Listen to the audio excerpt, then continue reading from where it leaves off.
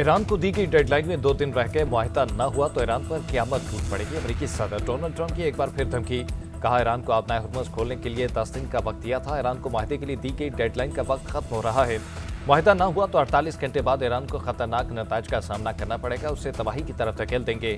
NATO बहुत कमजोर और ज्यादातर नाकाबिले एतमाद शराकतदार बन चुका। ईरानी पार्लियामेंट के स्पीकर के खत्ते के मुल्कों को मुज़ाकरात की दावत। बाकर कालिबाफ ने कहा कि पड़ोसी ममालिक के साथ सफारतकारी के लिए तैयार हैं। इलाकाई इस्तेहकाम ईरान की तरजीह है। हम आपस में कसीरुल जहती दिफाई समझौतों से बाहमी मफादात का तहफ़्फ़ुज़ कर सकते हैं। इलाकाई सलामती को यकीनी बनाने खत्ते के ममालिक में मफाद में है। ईरान खत्ते में सिर्फ अमरीकी अड्डों और अमरीकी मफादात को निशाना बना रहा है। हम अपना दिफा और जारहियत का मुकाबला करने की अहलियत साबित कर चुके हैं। ये इसराइल की जंग है जिसमें दुनिया का नुकसान हो रहा है। ईरान ने कभी भी मुज़ाकरात के लिए पाकिस्तान जाने से इनकार नहीं किया। ईरान ने सिर्फ अपनी शराइत पर जोर दिया। अमरीकी मीडिया पर ईरान का मौक़िफ़ गलत अंदाज में पेश किया जा रहा है। ईरानी वज़ीर ख़ारजा अब्बास अराग़ची की सोशल मीडिया पर वज़ाहत। देखा, हम पाकिस्तान की कोशिशों के तहे दिल से शुक्रगुजार हैं। अब्बास अराग़ची ने ईरानी अवाम की जानिब से पाकिस्तान का झंडा लहराने की वीडियो शेयर भी की और पाकिस्तान जिंदाबाद का नारा लगाया।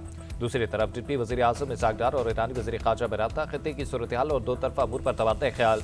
सूरत हाल के पेश नज़र करीबी रवाबित बरकरार रखने पर इत्तफ़ाक़। ईरान ने एक और अमरीकी हेलीकॉप्टर और MQ-1 ड्रोन मार गिराया। फुटेज जारी। 24 घंटों में 8 अमरीकी तैयारों को नुकसान पहुंचाने का दावा। वाशिंगटन ने 2 तैयारे तबाह होने की तस्दीक कर दी। रेस्क्यू मिशन में 2 हेलीकॉप्टर भी निशाना बन गए। पाकिस्तान ने इनकलाब का इसराइल पर ताज़ा तरीन हमला मिसाइलों की बौछार कर दी। तेल अवीव समेत कई इलाके धमाकों से गूंज उठे। खत्ते में अमरीकी तंजीबात पर भी हमले। अपना हुर्मुज़ में इसराइली बहरी जहाज पर ड्रोन हमला, आग भड़क उठी। दुबई के इंटरनेट सिटी में मिसाइल का मलबा इमारत पर गिर गया।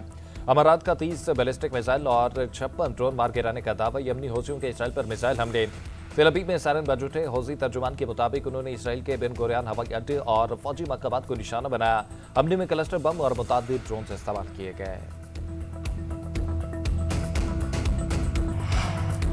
ईरान के शहीद कमांडर कासिम सुलेमानी की भांजी हमीदा सुलेमानी को अमेरिका में गिरफ्तार कर लिया गया। खबर एजेंसी के मुताबिक शहीद कमांडर कासिम सुलेमानी की भांजी हमीदा सुलेमानी और उनकी बेटी को ग्रीन कार्ड मनसूखी के बाद हिरासत में लिया गया। अमेरिकी महकमा खारजा का कहना है कि हमीदा सुलेमानी और उनकी बेटी इमिग्रेशन एंड कस्टम इन्फोर्समेंट की हिरासत में हैं। उधर वज़ीर खारजा मार्को रूबियो ने अपने बयान में कहा कि हमीदा सुलेमानी अमरीकियों पर हमले की हिमायत करने वाली रजीम की हिमायती थी। वो अमरीका को अजीम शैतान कहने वाली रजीम की खुलेआम हिमायत करती थी। ट्रंप इंतजामिया अमरीका को दहशतगर्द हुकूमत के हिमायतियों की आमाजगार नहीं बनने देगी। रूस ने ईरान के शहर बुशहर में न्यूक्लियर प्लांट पर हमला शर्मनाक और शैतानी अमल करार दे दिया। रूस के तर्जुमान वजारत खारजा ने अमरीकी और इसराइली हमले की शदीद मजम्मत करते हुए ऐसे हमलों को फौरी तौर पर रोकने का मुतालबा किया। हमले के बाद बुशहर प्लांट पर काम करने वाले 198 रूसियों का इनकला शुरू कर दिया गया। हमले में एक ईरानी शहीद हुआ है।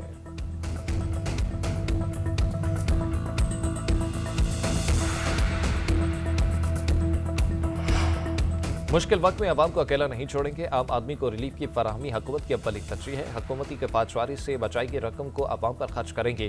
कोशिश है माशी तौर पर कमजोर तबके को रिलीफ की फराहमी जल्द से जल्द मुमकिन हो। वज़ीर आज़म शहबाज शरीफ के ज़रिए सदारत पेट्रोलियम मसनूआत के ज़खायर और अवामी रिलीफ के इक़दामात पर जायजा इजलास।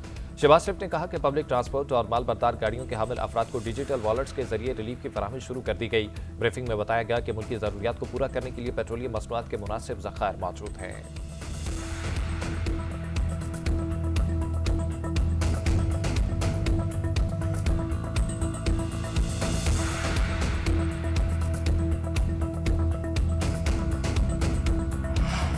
हुकूमत मिनी बजट लाना चाहे तो मशरूत हिमायत के लिए तैयार है। वफाकी हुकूमत आवाम को सब्सिडी बेनज़ीर इनकम सपोर्ट के प्रोग्राम के जरिए दे तो हर मुमकिन साथ देंगे।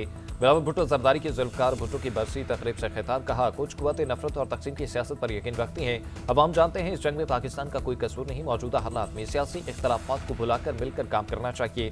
खतरा है ये जंग पूरी दुनिया को अपनी लपेट में ले लेगी। मालूम नहीं कब तक मुश्किल हालात का सामना करना पड़ा।